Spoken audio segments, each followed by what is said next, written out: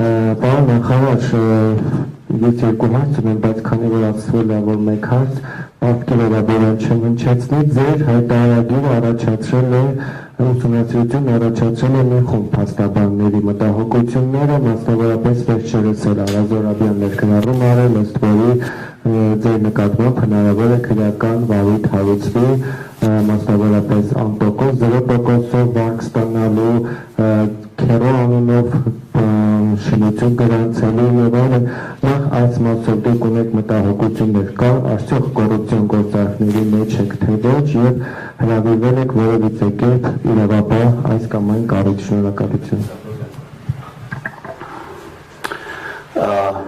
Նախ ասեմ, որ ես մտահոգություններ չունեմ, որովհետեւ փաստաբանները այն մտահոգությունները, որը իրենք հայտնել են եւ այն փաստերը, որոնք իրենք հայտարարել են, այդ փաստերը վերցրել են իմ հայտարարագրից, այսինքն դա այն է, ինչ որ ես հայտարարել եմ։ Կոռուպցիայի կանխարգելման հանձնաժողովը ուսումնասիրություն է իրականացնում կամ իրականացրել վերջացրել է, ստատուսի մասին տեղյակ չեմ։ Այդ ուսումնասիրության շրջանակներում ինձնից պահանջվել են որոշակի պարզաբանումներ, ես տրամադրել եմ ամեն ինչ, ինչ որ հնարավոր էր, այսինքն այդ թվում նաև իմ հաշիվների քաղվածքը, ես ինչ եկամուտներ եմ ունեցել, ինչ ուղղություններով եմ այդ ծախսումները արել, որտեղ ըստ էության երևում են, որ այն ինչ որ ես հայտարարել եմ, դրա ապացույցներ է եւ եթե որևէ այստեղ խնդրահարույց հարց լինի, վստահ եմ, որ այդ խնդրահարույց մասերը բան կստանան։ Ես չեմ հրավիրվել որևէ այլ մարմնի կողմից եւ որովհետեւ ինչքան հասկանում եմ, այդ դատական գործը ոչ թե իմ դեմ էր, այլ դատախազության, որը չի քրեական հետապնդում հարուցել, ենթադրում եմ նաև այն պատճառով, որ այդտեղ հարուցելու որևէ բան չկա, բայց երևի, քանի որ այս հարցը հնչել է, երևի լավ կլինի, որտեղ այդ հարցը ինձ շատ են տալիս, էլի անտոկոս վարկ ստանալու եւ այլնի հետ կապված կուզենայի։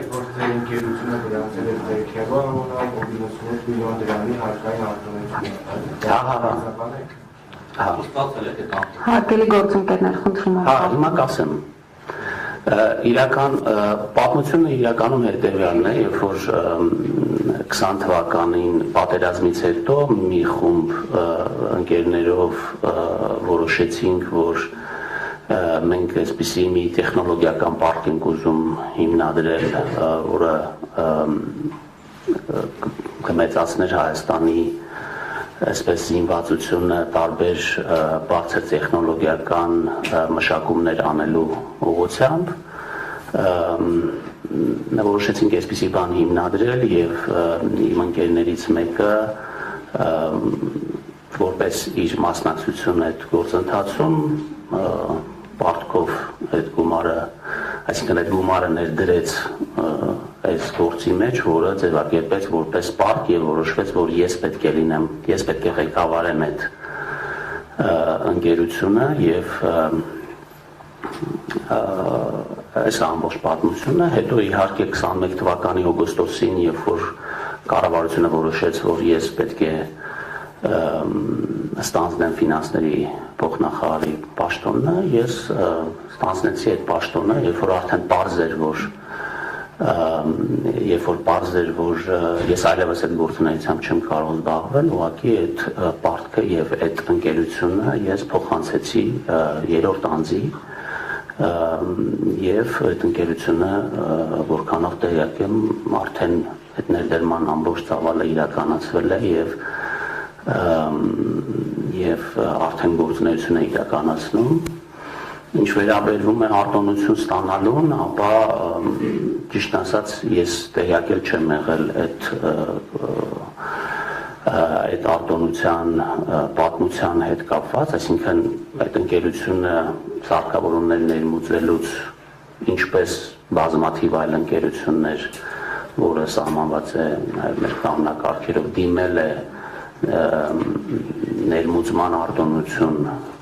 ստանալու էկոնոմիկայի նախարարություն եւ ֆինանսների նախարարությունը այդ process-ում ուղղակի ստուգում է արդյոք թղթերը ճիշտ են ձևակերպված, ճիշտ են լրացված, համապատասխանում է ԱՏԳ կոդերը իրենց սահմանված ձևաչափին եւ ԵԱՏՄ ֆորմատին եւ ստացել է այդ արտոնությունը բազմաթիվ, եթե չեմ սխալվում, 50-ից ավել ընկերություններ ստացել են եւ այստեղ sense ասենք կառավարությունը հայեցողական որոշում կայացնելու հնարավորություն էլ չունի, որտեղ հստակ սահմանված է, թե ինչ ապրանքներ մուծելու համար, ինչ չափով, ինչ արտոնություն կարող են ընկերությունները ստանալ եւ եթե չստանար այդ ընկերությունը այդ արտոնությունը, դա խախտում կլիներ այդ կարգերի եւ դուք ինքներդ էլ որ նայեք կտեսնեք թե ինչքան ընկերություններ ինչ բաների համար ստանում են այդ արտոնությունները ուղղակի ուզում ասեմ որ դա որևէ կապ չունի մեկը մյուսի հետ դա առանձին process է որից ըստ էության այսինքն այդ process-ի մեկնարկի վերաբերյալ ես որևէ տեղեկություն չեմ ունեցել այդ ժամանակ որովհետև ինքս ներգրաված չեմ այդ ընկերության որևէ գործունեության մեջ